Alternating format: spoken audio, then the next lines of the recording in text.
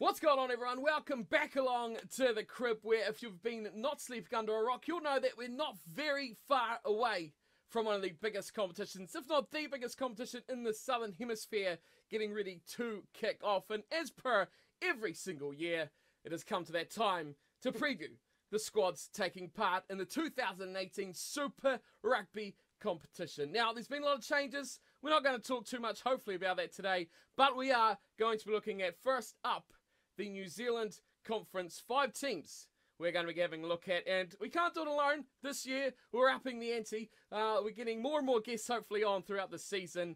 Today, with our, well, I don't know if you call him New Zealand expert or English expert or whatever he is, but we're going to be talking with him about the New Zealand teams anyway. It's Paul, the man behind the Driving Maul. Thanks for coming on. It's been a while since you've been on the channel. Welcome, and thanks for coming. Oh, thanks for having me back. It's the old off season, isn't it? Everyone goes off and watches cricket, or I go and watch Premiership rugby, and we kind of you don't follow the European stuff. So hey, now it's we're back and we're bad, as they say. Some of us have to work, you know. I mean, I'd love to stay up all night if someone wants to pay me instead of working. I'll be happy to stay up and watch all the European rugby every single day. But just before we get into the video, quick shout out for Paul here. He is on the drive to doing the big 100,000, so he can keep himself buying a loaf of bread every month. So if you haven't subscribed to him and you like what you see here today, do go there and chip in and give him a sub as well, so he can keep feeding himself some sandwiches. So let's get into it. No, come on. And even if you don't like what you see, just come and subscribe anyway, and just don't watch myself. You don't have to watch, just subscribe. I just need to get to 1,000 subscribers. I'm not, as you say, I'm not proud or anything. That's desperate. He's that desperate for that loaf of bread. He'll do anything. He'll even make a special video and put your name on it, won't you? Oh, pushing the boat out there. Yeah, a bit too far. Let's get into it anyway. Let's start things off here. We've got 5 teams from New Zealand. We're going to go alphabetical order because we don't want to be too picky about these two sides. We're going to kick off with the Blues. A lot to talk about. Now, this was your team last year. Is this still your team, the Blues? Or have you traded? Oh, you can't trade a team, can you? So yeah, this is still my team. Yes, so I have moved down to New Plymouth, and so I guess I'm now in Chiefs territory. But no, yeah, I'll still be a Blues supporter. I just won't be a membership card carrier anymore. So you're going to see yourself set some Chiefs matches this year? Yep, I expect to get up to Hamilton for a few games. So definitely, yeah, if anyone's at a Hamilton game, hit me up on @Driving Maul on Twitter, and let's catch up for a beer. Sounds pretty good. Your shout. So, the Blues, let's get into them. Let's talk about the main thing about the Blues. I think it's what everyone's probably going to talk about in the lead up to the season about the Blues, and that is the number 10 jumper. Fly half, always been a big problem for the Blues. You got to say, ever since Carlos Spencer days. Now, they've got a young gun. I don't even know. You know Carlos Spencer, don't you? I've heard of Carlos Spencer, yes. You've heard of Carlos Spencer. He hasn't seen enough of the legend that was Carlos Spencer. That's enough. But they've got this young guy called Stephen Perifetta coming through the ranks. Now, last season, from my opinion, I thought he was quite impressive. What do you reckon? Is he the answer to the Blues' problems at number 10 now that they've ditched the likes of Weston and, well, they're pretty much the only one they've ditched? Is Perifetta the big answer for them? Well, also, Piers Francis has also headed off to England as well. So they've lost basically both of their, I guess, their starting and backup fly halves. And I mean, they've gone out shopping, haven't they? They've brought in Terry Black, they've brought in Bryn Gatland, and Stephen Perifetta is still around. So you've got to say it's going to be interesting because obviously Terry Black's going to injure himself, and this gives Perifetta definitely a massive opportunity. Bryn Gatland has definitely, I mean, it helps having such a famous dad who's obviously the coach of Wales and the British and Irish Lions. So a lot of people are thinking a lot of him, obviously from Northland, but let's be honest, Perifetta, who is from the Naki, is also playing some pretty good rugby in his in the Minor 10 Cup. So it's going to be between those two, and you'd expect Perifetta to be given the first shout, I think. Were you impressed with what you've seen from him last season against the Lions? For mine, I was really impressed with what he pulled out from his first appearance against the British Irish Lions. And to hold your own like he did was pretty impressive. Do you think he can build on that this year? The Blues need it. He's definitely. I think he's got more potential than Gatland. Gatland looks more like the sort of steady hand, whereas Perifetta's got a few more tricks in his book. And if you put him along Augustine Pulu, it could be something quite magical. But let's be honest, it is. I've got a funny feeling it's going to be one of the ones that either that sort of burns hot and goes very cold at other times as well. Very much indeed. So we're talking more about Teddy Black, who you mentioned there in a second. But first, 2018, do you think overall for the Blues it's going to be a replay of 2017 under what they had last season from Umanga? Yeah, I mean, they've lost players in their pack as well. So I mean, Charlie Fiormina is going to be a big loss for them, and Steve Luatua also is going to be a loss. So and looking at the names that have come in, they haven't brought any big names in the pack. So yes, they've got some young players who will have grown and be getting better, but you've got to think they've lost experience and quality in the pack, and then amongst the backs, I mean, Rennie Ranger, let's once he was past it, so there's no big deal there, to be honest. But I think they'll be pretty good in the backs. And again, their problem is going to be the New Zealand derbies. Can they actually get up over a couple of the New Zealand teams, because they've not beaten or they've not done well against New Zealand teams for so long now. Playing against teams from South Africa and Australia, no big deal. But yeah, it's going to be a struggle, and just trying to get some of that belief into actually that they can beat New Zealand teams. We'll get onto it later, but I think they have got a chance because of what's happening at the Chiefs, because that's going to be a bit of a big unknown. But otherwise, yeah, I can't see them really challenging, getting much above fourth in the if that's going to be the best they can do. So we did talk a bit about the fly halves in the team. The Blues, I think Ihai West was a victim of how the Blues kind of played, the team that they had. I think he's a better player than was shown, but the Blues haven't had the best record of giving their fly halves the best opportunities that they can do. Like, they haven't shown the best of their abilities while players have been at the Blues recently in the number 10 jumper. Or Teddy Black is a player that many have thought is going to be a decent player, good player in New Zealand teams over the future. Is this going to be the sinking of it? Is this possibly going to be the last year we're going to see your Teddy Black playing at Super Rugby level? Oh, that's a bit harsh. I know you don't rate him, but no, I think he'll be around for a couple of years now at the Blues. You can't, having been injured and missing so much this season, they're going to have to give him another season after this.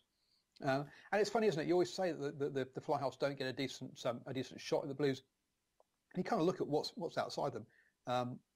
This time he's got Pulu inside him, whoever is the fly half, who's been All Blacks capped. Outside him, it'll go Sonny Bill Williams, George Mawala. Then you can have Rico Iwani, Matt Duffy, and probably someone like Michael Collins, probably at the back. So Michael Collins is the only non-All Black in that back line, along with the fly half. So it is a back line that should fire. The problem is they're going to need front football, and to do that, and I'm not sure they're going to get that. And Sonny Williams he's not a second playmaker who takes some of the pressure off the fly half. He's a very different player to that. So it is going to rely on whoever is in that 10 jersey to make them tick. Yeah, Sonny Bill's a player who relies on the 10 to actually create him space, or to draw in the defence towards him to allow him to get that space outside to create an overlap outside of him as well. So I don't think he's going to really help the 10 too much. But like you say, it is a devastating backline, and you'd think all the 10 there has to do is catch the ball, pass it, maybe run the line, but not. He doesn't need to do much. He doesn't need to carry the team because there's so much experience outside them. But like you say, their pack is a bit of a problem when they've lost, like you say, especially like a Faumuina is especially someone who they're going to miss. But Milani Nanai is another one you didn't mention in that back line. Plays fullback for them as well, especially last season quite a lot.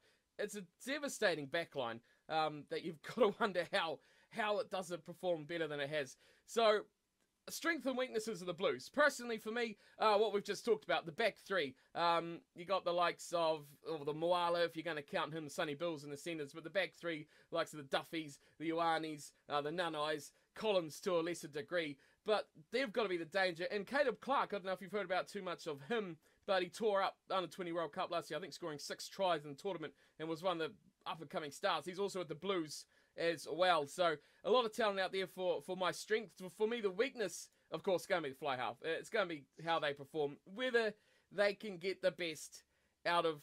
I think especially Perofeta is going to be the main one. If they don't get the best out of him, that could be a big loss because I think he's quite a good talent. What do you reckon? I think it's that 9-10 combination because Pulu, let's be honest, is more really a sevens player than a 15s player. I'm not sure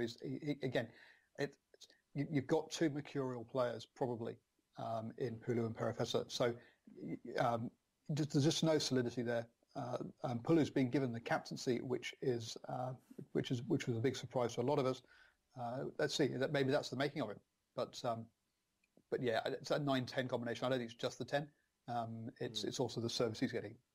That's true too. Yeah, Pulu's a good player, great player, but yeah, he's got to have the players around them as well, and the service they're going to get from their pack, whether it's going to actually stand up with the loss of especially the Lua Tours and the Farm Winners that are going to really be a big loss to them. The strengths for you? Again, you're right. That is the strengths should be those backs, but it might actually be the loose forwards when you got Kano and Ikiriwani when he feels like it. It's really could cause some teams some real problems. Ikiriwani is again another sevens player who, if given the space and the ball, he is going to make some backs look really, really silly. So, I think it could be the loose forwards that actually one of their strengths with ball in hand, but maybe not so much when they're to defend. So, final finish for the Blues and any other keys or losses you want to talk about with the team? No, I think the Blues will probably end up fifth, but I think fourth is as good as as good as you can expect them to do. Yep, no, I'd have to agree with you on that one. So that is the Blues done and dusted. It's all going to be doom and gloom for them for another season, according to us. So nothing promising coming out of the Blues camp from this channel anyway. So let's move on. Next up, we'll talk about the Chiefs. So the Chiefs, you already mentioned this a little bit. You spoke about it a little bit about what this team's been through. And a rebuilding stage, I think this team's going to be through. The loss of Leach, Carvalho, Cruden, James Lowe, I think is a big loss for New Zealand rugby as a whole, personally. Of course, Coach Rennie as well has gone, and you can't forget, biggest of all, Stephen Donald has departed as well. I couldn't help but throw that in. What do you think about the Chiefs? It's going to be a season of rebuilding, possibly putting player development and learning the team, especially with a new coach in there as well, rather than actually getting full focus on performance, like as in results.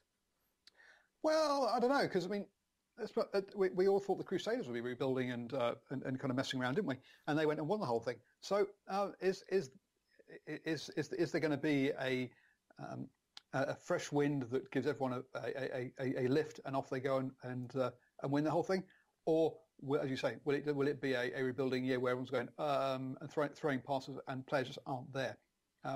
We'll have to see. It is they have lost a few players, as you say. It's that 8, 9, 10 sort of partnership that they've lost in Leach, Keir Barlow, and Cruden. That's got to be. That's really the biggest worry that your kind of brains trust has left the building. James Lowe obviously did some wonderful stuff in partnership with David McKenzie last season, but David McKenzie isn't going to be at the back this season. He's going to move up to number 10, so we wouldn't have seen the best of him anyway, I don't think, because of that. And then you've got to say that actually they're looking perhaps a little bit light up front. They've lost 3. They had to call in short-term hookers last season, and they've lost Hacker Elliott as well. So will they actually have enough? Will they survive the season without having to add players to their squad? Yeah, that's a good point. Speaking of McKenzie, I haven't got this listed as one of my points to being out, but McKenzie at 10, a lot of talk about him going to be there. It's kind of a given, isn't it, that that's going to happen? We've known it probably for a season and a half, really. Do you rate him as a 10? I'm struggling to get it, because when we've seen of him there, it's been a bit shaky. A season of Super Rugby is obviously going to be the best medicine for that, but what's your thoughts? A success or a failure? Early season prediction. It's where he's played all his age group rugby coming through. He's got, even though we say we've lost that whole combination, Liam Messam could very easily slot into number 8, and that's hard. We've hardly got a spring chicken in there who doesn't know what he's doing. Brad Webber is coming back off an injured season, so he'll be looking at and pushing on after he toured with the Maori All Blacks in the November tour. So he'll be looking at having a good season and coming out of Kerr Barlow's shadow. And so, whilst we say they have lost that 8, 9, 10, the potential in their 8, 9, 10 is also looks very good as well. So I think this is. I think that really he's been apt fullback just to learn how Super Rugby works and get used to the pace of the game. And I think he was the number 10 is his natural place, and we'll see how he goes. But yeah, no, I think this is where he's always going to have been going. And always people who say he should be left fullback. No, that was easing in to Super Rugby. Yep, back in his days, good old Southland days that it was. Another one that's flown the nest and got to more successful things, like pretty much every half-decent Southland player. You talked about the Māori team a little bit there, which perfectly segues into my next point about the coach, Colin Cooper. I think, personally, a real cultured sort of coach that he is. Should fit the Chiefs really, really well because they are a very cultured sort of team. They're all about... I don't know how to properly describe it, but their roots and who they are, what they're about, and their culture, being from that part of the country. I think Cooper's going to fit that as the mental side of things very well, and the camaraderie of the side will fit very, very well with him as a coach. Do you think he's going to slot into that very nicely and continue what Rennie has done there in the past? I think he should do well. I mean, he's coming from Taranaki, where he's done very well at a smaller union. So I guess part of it is, can he cope with all the extra pieces you get as a Super Rugby coach? You actually have to do so much of the work yourself as being able to delegate it better. So that's going to be part of it. Can he delegate, and can he get buy-in from a bigger team of coaches and support staff to get the message across? That's going to be his biggest learning in this position, I think. And when you look at what they've got, let's say, if we just start looking at the backs, we go Webber, Damon McKenzie, Charlie Nartai, Anton Leonard-Brown, out in the wings, Tim Nana-Williams, Sean Stevenson, and then you've got Sam Nicol at fullback. Ouch. Fine, it may not have all the All Blacks caps that the Blues do, but it's definitely got the youth and danger that perhaps we lack in some of the players that are playing for the Blues. So yes, that is a very dangerous and potent back line. And when you've got to say players, you've got players like I've gone blank, Brodie Retallick, Dominic Bird, Sam Cane, giving them the platform.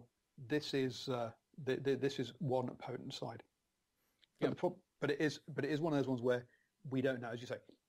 Maybe I'm over egging Damon McKenzie. Maybe I'm expecting the coach to pick things up quicker than he actually will.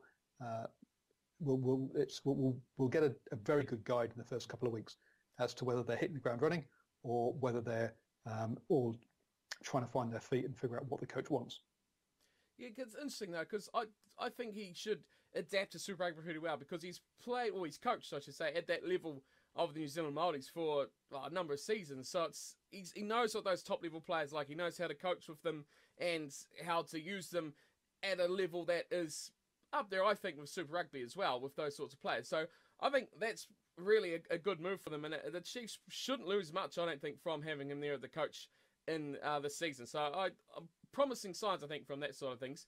But their recruitment, I think new coach can often bring lots of great new players with them, or next to nothing. And when you look at what the Chiefs have brought in this year, they've reunited the Southland brothers. The McKenzie boys are back together. That's not a good thing, really. And another one that you'll like, Tahuria Rangi. Can you get that one out? No. That's, I think, their biggest signing in this off-season. You mean he has the most letters in his name? Well, and that as well. But when you look at what else they've signed, Finn Hoiata, Taylor Ardon, Luke Jacobson, there's not a huge amount. I mean, Marty McKenzie's the only other one that's a really recognisable name with Super Rugby experience. So there's not too much promise of a recognisable level coming in for the Chiefs. What do you think of their recruitment process this year? The recruitment process is, as you say, very bland. There's nothing on the recruitment side that you look at and go, great. To be honest, I think Martin McKenzie is an upgrade from a very aging Stephen Donald as your backup. So Ouch. There's nothing. There's no one who has been brought in that you expect to challenge the matchday squad apart from Marty McKenzie, and that's purely because the halfback partnership. You're right that the name I'm not going to try. Go on. Tuangi Urangi. Not bad. And Marty McKenzie will come in purely because they've lost two scrum halves and two fly halves. So those are the only two that will come in, and that's purely because that's partially down to the fact that they've lost or they've let go players there. Apart from that, there's no one else that's even going to challenge the squad, I don't think. You don't think Taurirangi's going to come in and slot straight into the number 9? You think Weber's got that sewn up straight away? Absolutely. Yeah? Yep. Interesting call. Straight off the whistle. So your starting 9, season game number 1, fully fit squad would be Weber and Damien starting 19? It would be, except because Damien went on the November tour, he won't be available, will he? Being an All Black. If they were. If they were, it would be Weber D-Mac. So, strength and weaknesses of the side. Myself, I'll go first in this one again. I think this one's going to get you up here, the pack of the Chiefs. I think that's going to be their strength. Because when you look through this team, if they stay fit, though, mind you, if they stay fit, you got the likes of Kane Hames, Nipo Lalala there. You've got Nathan Harris. Second row, you've got Bird and Retallick. The back row, you've got players Lachlan Boshier, Sam Kane, Mitchell Carpet, Glenn Messam. Plenty of decent players in that whole pack that I think can guide this team around pretty well. And if you get, if I think McKenzie clicks and starts to get a bit of confidence at 10, which probably shouldn't take him long if he's playing Australian teams first, they should actually go quite nicely. Their weakness is going to be that if at number 10, I think, and the combination with their 9, if that goes well. If it doesn't, that could be, I think, a decisive factor in their team. And it seems to be the same for both these sides we've looked at so far. Your strengths and weaknesses for the Chiefs? A bit different, actually. I think their first choice 15 is going to be as strong as anyone's and as dangerous as anybody's. But I think they don't have the depth in the squad. They're only a couple of injuries away from being in some real trouble.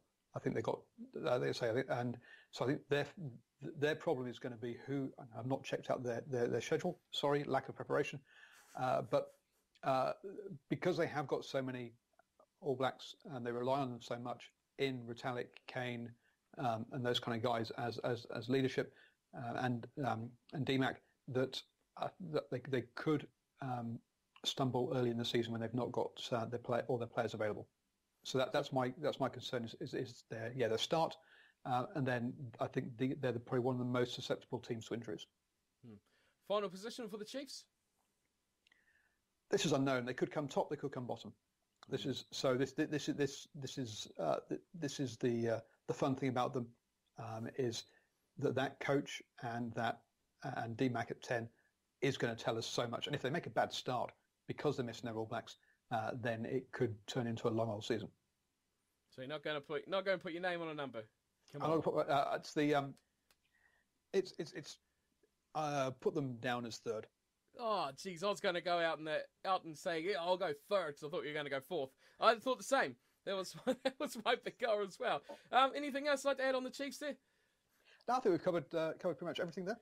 Everything on the Chiefs. Right, let's move to the Crusaders. Now, I don't know if there's going to be too much to say about this Crusaders team, but defending champions, finally coming, fulfilling this potential that the team's had for so long that we've expected them to do. What is it, do you think, about the Crusaders that consistently makes them keep the best players and develop the best players around? What's the secret? Let's expose the Crusaders. Come on. Keep the best players. They've lost Martin McKenzie and Digby Iwani. How can you say they've kept the best players? I rest my case. How many games did Digby Iwani play last season? 3? 4? Not very many. Probably is playing less line breaks than he did starts. It's a bit of an anticlimax, that one. It was. But you've got to say they have a fantastic and culture down there, and it comes right through, not just from not just from the Crusaders, but it's the whole Christchurch thing is that they just have it, is that they have it right the way from the clubs, from the age groups, through the Canterbury and into the Crusaders. There's just the union down there has got it right, and it looks after people the whole way through. It's got good talent recognition, and it has good coaches at Canterbury and is successful, and people like being in a successful place. So that's what it's all about. Is that they're joined up from top to bottom, whereas Auckland most definitely is not. Indeed, yes, it's salt and pepper, isn't it? Complete opposites between those two at the moment. Whereas back in the day, Auckland was the team, wasn't it? Everyone to play there. It's changed so much. The Crusaders, though, got to say that the best team, champions. You can't argue with that. But the fact that they don't change what is successful, and they learn what's successful as well, that makes them such a good side as well. Coaching, like you've already said, is a big part, and I think the having Robertson come in from all his time where he's excelled at coaching, under 20s and stuff like that, has really helped them. On their players coming in, I think their back row's got their best boost, the likes of another Blackadder coming into the side, and Sanders coming in as well has really boosted them. But you look through that team and what they've brought in, and you could say they could lose 2-3 players in a position and still have a good Super Rugby player there sitting in the team. Except for, I think, if they lost a couple of fly halves, then we have to see Mike Delaney come out, is where I'd get concerned if we had to see him. But do you think this is the best depth squad in the country? Probably, and I think if you're focusing on it the wrong way, that we shouldn't bother looking at who's coming in. We should look at who's going out. And we look at who's going out. We look down that list, and there is just nobody. That's true. So basically, this is the same team all over again as last season, with the same coach. So they've all got an extra year together. The coach has got an extra year's experience doing long distance travel and how to handle that, and they all know each other about one year more. There's no one. Obviously, they're going to miss Kieran Reid because he's having a back operation, so he's missing the first half of the season at least, and so perhaps they're going to be a bit light in that department in the number 8, because I think a lot of their other players, a lot of their loose forwards are more flankers. So they could miss out a little bit there. But apart from that, this is you look at this squad and just go, why won't they go back to black rather than why should they? Yeah, number 8, you could easily say they've got a couple of good players that can fill that. Jordan Taufua has spent a lot of time number 8, and Pete Salmon as well is another one that spent a lot of time last season when Reid wasn't in the team. So they've got plenty of depth in that side. Any of those could fill that void, I think. And you look at them and you say, like Taufua, he should be in most teams starting 15 in any other Super Rugby side around the world. So those guys, are going to come off the bench, and there's like we see recently from the All Blacks, the substitutes come on and they're just fit players that aren't tired. It's just the same level of consistency coming through the side. Going on to, I think, probably the most contentious thing about this Crusaders team that I'm going to comment on, and I'm going to leave it all for you here. Is this the year of Richie Mo'unga? See, I don't think from a Super Rugby point of view, why not? Fantastic. I mean, that's one. He's going to be starting. He's got a coach who clearly trusts him, and players inside and outside who know what he does much better than they did last year. So yes, it should be a great and comfortable season for him. From an All Blacks point of view, I'm not sure he's going to make the squad. I don't think the All Blacks coach is racing. Big call. So you go picking an All Black team right now, off topic. Who's your 3 fly halves? And we're not going to include Sopoaga. Just picking an All Black team in the Super Rugby. Who's your 3 fly halves? But Sopoaga's here until the end of November, into the end of the November games, isn't he? When he's gone. That's next season. We've got a whole another year to go. I know, but I don't see the point in developing someone who's leaving. Keir Barlow went on the November tour. I don't know why he went. I didn't pick him. You didn't, but this is why you're not earning millions of dollars as an All Black coach. Yep. And the same here. I couldn't understand why Kerbalo was going on the November tour. I think Sopoaga, I think they probably will do the same thing. I don't see why.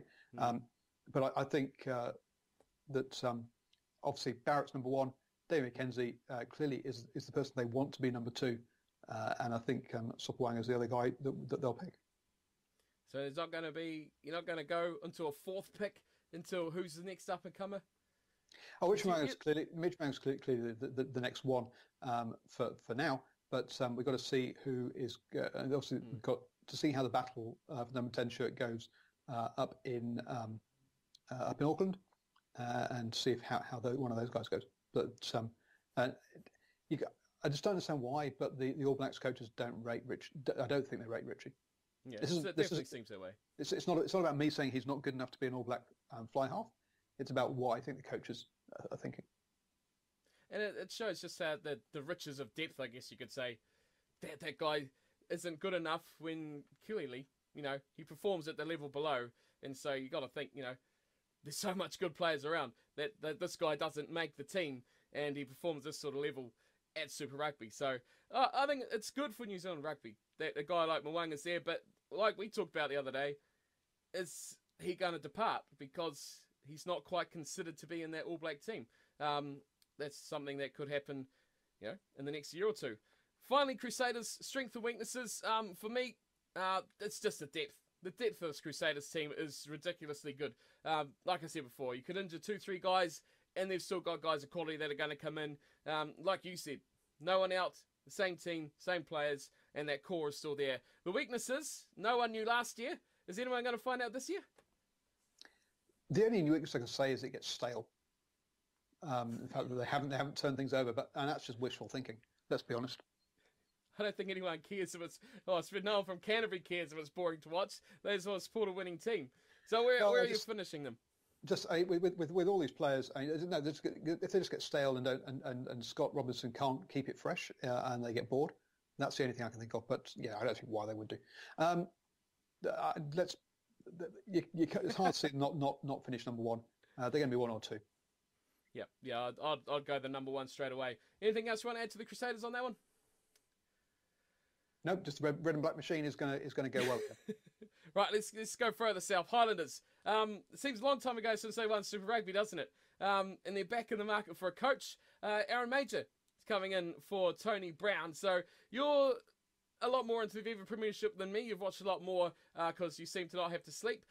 So what can fans expect to see from Major? Or what did he do at Leicester Tigers? Good, bad, otherwise, that Super Rugby fans of the Highlanders and New Zealand Rugby that don't watch the Viva Premiership can expect? So he was brought in to change Leicester's style of play, and then he fell out with the director of rugby there, and Richard Cockrell.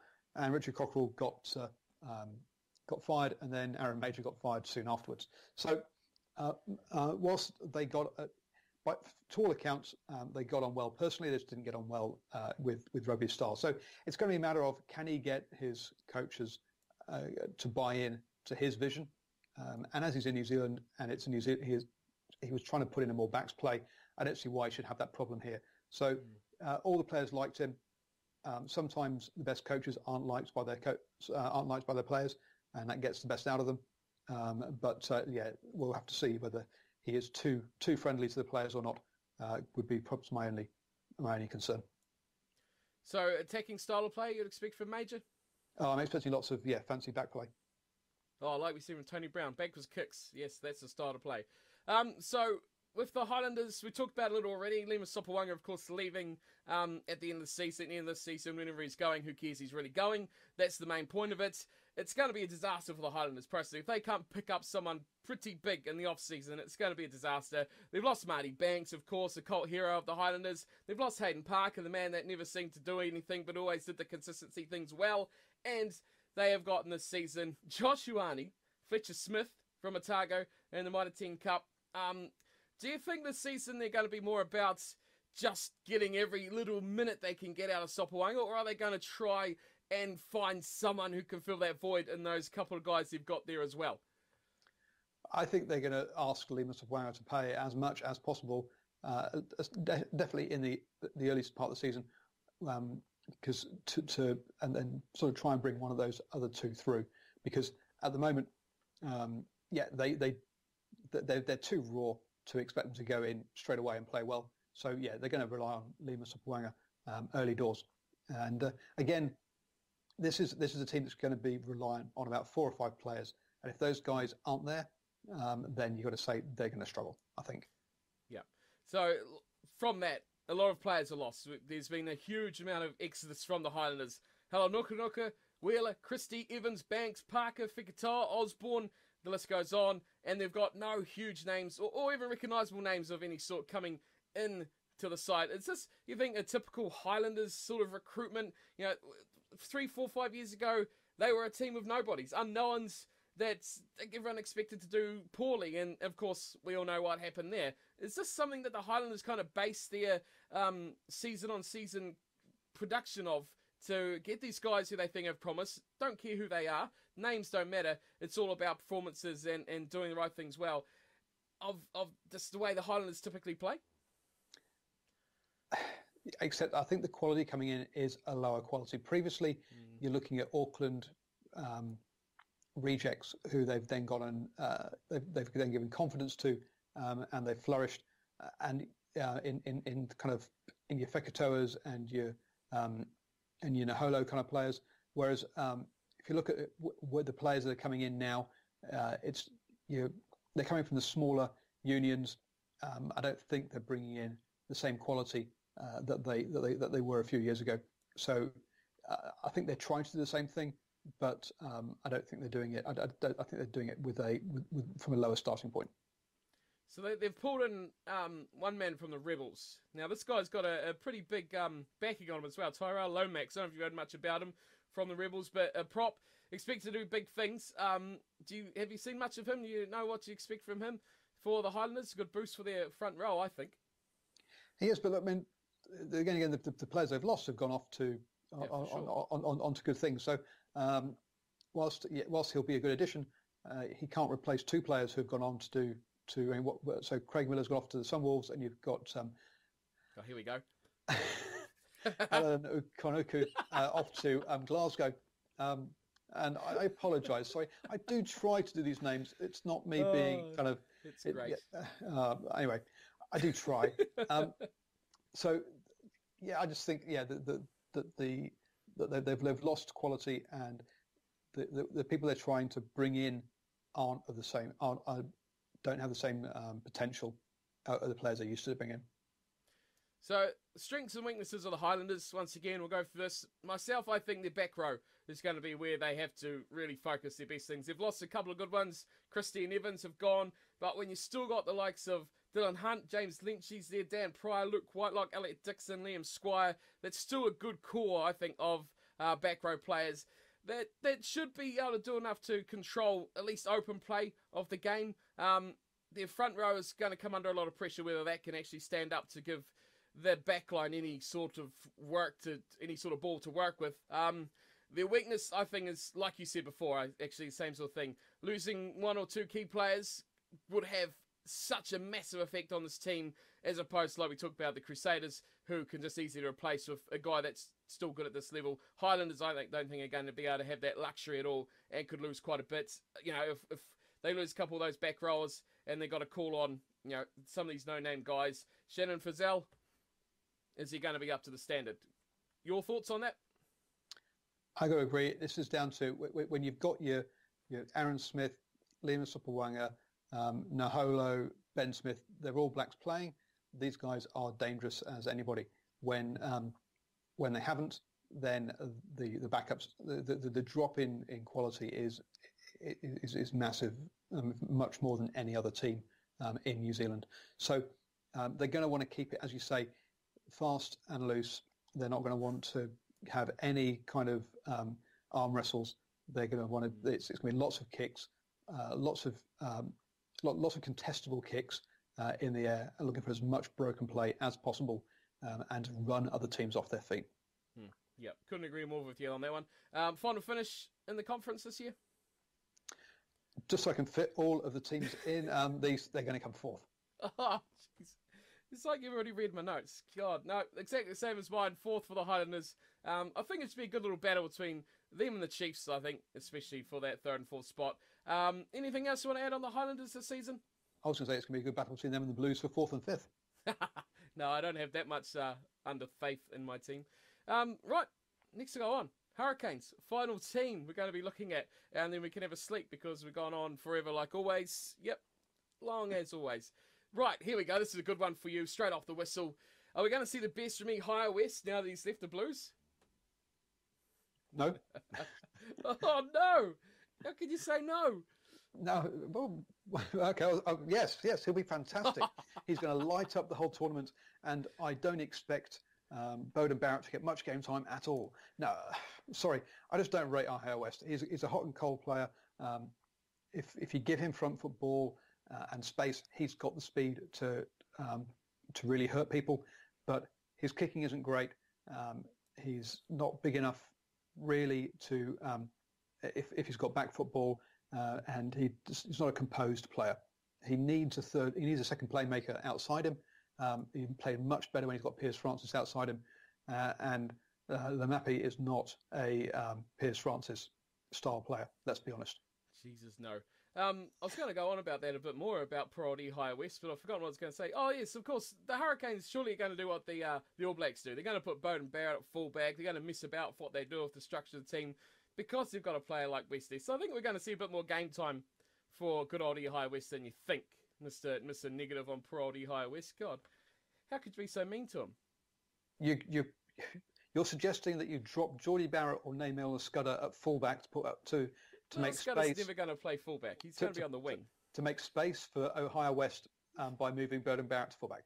No, well, let's be serious. Yeah. High West, I mean, Milner Scudder's probably going to get injured in the first 3 weeks of the competition. Geordie Barrett possibly in the first 7 weeks of the competition. Then you're going to have Barrett swapping to fullback because who else is going to go there? Matt Proctor? Not going to play the full 80 minutes. There you go, High West, you're starting or coming off the bench at the hour mark.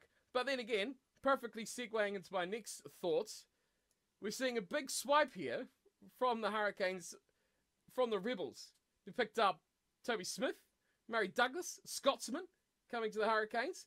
And, of course, Jackson Garden Bishop, another fly-off coming to the team. And they've got plenty of players, I think, from their Wellington Mitre 10 Cup region as well. With Mua, they've picked up Evans and Christie, two big back rows that they've pulled into their team. And TJ Va'a, which probably many people have not heard of too much about, but another good little depth player in the team. What do you think, though, about their recruitment as a whole, but bringing in a few players from the Rebels who, I think, last season were woeful? They were, and I guess we should kind of highlight that how many players they've lost. I'm just trying to count it in my head, and I think they've lost something like 16 players. So they have got the biggest turnover out of any of the New Zealand teams through players, and from their recruitment, it's not bad, but you've got to. I think they are a bit thin in the backs, and you're right. If they do lose Geordie and Milner Scudder early doors in the season, then they're going to get stretched because they have lots of they've got a very much a forwards heavy squad, which I think is probably a better way to go, to be honest. But it does leave them exposed in the backs if that does happen. Yes, fine. Wellington had a great season. They got themselves promoted from the Championship, but they were playing in the Championship. They didn't get that many wins over Premiership sides. So you've got to say that fine, they are bringing players in, but they're not going to be straight in and starting and quality for at Super Rugby level. They really they're going to take their time to learn this level. When you look through the players that have left, though, there's not a huge impact on possibly their top 15 especially, but even their top 23, you could say Abbott, Broadhurst possibly would be there. Gibbons might be another one. Taurirangi, the man you love, another one who's possibly in the 23, but really not much is else. Oh, Corey Jane, I guess people would argue would be in there as well, the old man. But a lot of them were fringe bench players at best. So there's not too much there they've really lost in terms of their core best 15 in the team. do you think the season, moving on, is going to be a huge pressure season for Vince Aso and Ngala Mape? Is this going to be the season we're going to see them all Black centre partners, possibly, Aso into the team? I'll say, because I think you're going to say the same thing as me, I don't think so at all. I think either of them are going to replace like a Crotty partnership in there with anyone at all, or Anton Leonard-Brown, miles ahead of those guys. But a lot of call on them to be in the All Black team. Do you think this is going to be a season that they're going to carry on from last year, or is it going to be, that second season syndrome where they're going to fall away and just become regular Super Rugby players? How can you turn down the two top try scorers in Super Rugby aren't good enough to play for the All Blacks? Come on, that can't be true. So, yeah, I think they'll do absolutely fine at Super Rugby level. But as you say, again, I think the All Blacks have already decided who they want to take to the Rugby World Cup on the whole, and they're just not in the plans. So but at Super Rugby, I can't see anyone. I can't see why they would not continue on from last year. And you're right, the Hurricanes haven't lost their first 23 players, but what it means is when they get that injuries, when they have to do the rotation of players, the next guys aren't used to the system and had to learn the system in pre-season. So they're not going to be it's not like the Crusaders, who can bring in a player who knows how all the systems work. When they bring in a player, he's new to all the systems. He's never had to play in those systems under the heat of battle, and so that's really where their weakness is as a squad, I think, from in that point of view. But you've got to bring those guys in somewhere, though. That's the thing. They've got to come in, and that's where they've got to start, and that's where you find out whether they're going to make the cut or not. Because strengths and weaknesses, I'm going to go into that now. I think that is their strength, their intake from the Mitre 10 Cup, because they've got some decent players. Yeah, sure, they've only played rubbish Southland and played teams like that, but it's a strong base of players that they've brought into the team. And in a position, like you're just saying, how they don't have to change that core of the squad. Yeah, injuries, that you can't carry 100 players into a season. But those guys are going to get exposed to that level. And rather than being thrown in to the deep end, starting off the season straight away, build them in, see if they're made of the right stuff. Don't put the huge pressure on them to perform instantly and straight away, and build them into the team, which is, that's what the Mitre 10 Cup, going up to Super Rugby, going up to All Blacks is all about. Moving into that next level and seeing if you're at that level, these players are going to be good enough or not. For the Hurricanes, their weaknesses, I think it's going to be in their second row, and injuries is going to hurt them off, like we just said, the injuries as well. But there's not too much going on in their second row. Sam Lousy and Michael Fadalofa are probably the best of them. Not really going to be at that top level, are they, to really challenge against a lot of the other teams' second rows. So that's going to be my weakness for them. Your thoughts on that? I think the amount of change they've got in the squad is a weakness. I think their recruitment has been good. I like the balance of their squad as well. I like that many forwards because those are the guys that it's much more attritional position. But I like the fact they brought in those guys from Rebels. They brought guys in with Super Rugby experience. The problem at the Rebels was a dysfunctional organisation. So you couldn't see the best or how good those players were in that environment. So I think they could come here and look a lot better than they did at the Rebels. So I do like the way they've recruited and the shape of the squad. You're right. They are susceptible to injuries, especially in the backs, and they are. And it's going to take time for all these new players to get used to the systems that Chris Boyd is running there. Very, very good. Final finish, let me guess, second? And second, as it's the only one that's left, yes. So we're going with the exact same positionings in the five. I thought I was going out of the limb a bit by putting the Chiefs and the Highlanders around the other way, but no. You've just gone completely the same. Anything else you want to add there on the Hurricanes this season? No, I mean, obviously, clearly, it's a lot of it's going to come down to the sort of concussion issues for Dan Coles and stuff.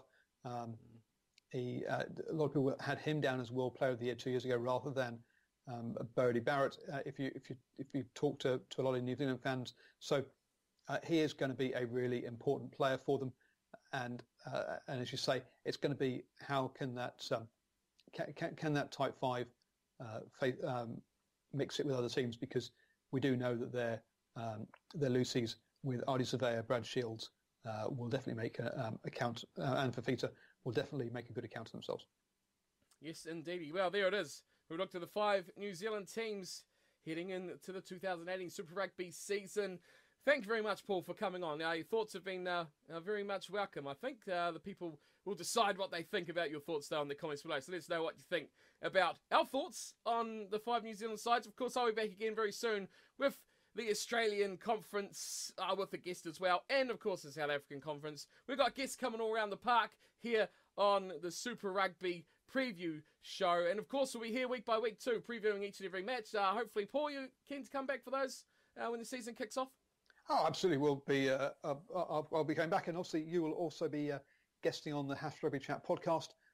So people do get over to the Driving Maul channel as well for those live shows that we put on Tuesday 8 p.m. And I'm going to try and fit in a couple of other shows. So fit in a live show on a Thursday night to do round previews, and also perhaps a live show the Sunday or Monday night to review each of the games as well. So lots of Super Rugby content coming on the Driving Maul channel. So go over there, subscribe, even if you don't want to watch, because I do need to make 1,000 subscribers. I was going to say, do you want to plug yourself anything there, or you just done it all already anyway?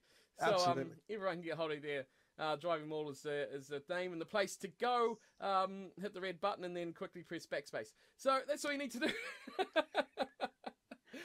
Thank you everyone for watching. I'll see you all again very soon. Thanks to Paul. Go check him out, and I'll see you all next time on Super Rugby Preview Show. Until then, take care.